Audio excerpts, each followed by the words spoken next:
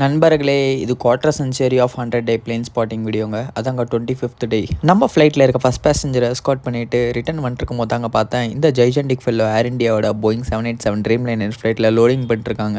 Most of the narrow body ஃப்ளைட்ஸ்க்குலாம் எப்படி loading பண்ணுவாங்கன்னு உங்களுக்கே தெரிஞ்சிருக்கும். நேரோ பாடினா ஒன்றும் இல்லைங்க, இந்த 320, 321 ஏர்க்ராஃப்ட் அதுதான் நேரோ பாடின்னு சொல்லுவாங்க. இதெல்லாம் ஒயிட் பாடின்னு சொல்லுவாங்க. ட்ரீம் லைனரோட போயிங் 787 ஃப்ளைட்டு, ஏர்பஸ் A350 அதெல்லாம் ஒயிட் பாடின்னு சொல்லுவாங்க. இப்போ பார்த்தீங்கன்னா இந்த ஜைஜெண்டிக் ஃபெல்லோக்கு பேலட்டில் வச்சு இந்த ஹைட்ராலிக் மிஷினை வச்சு லோட் பண்ணிட்டு இருக்காங்க.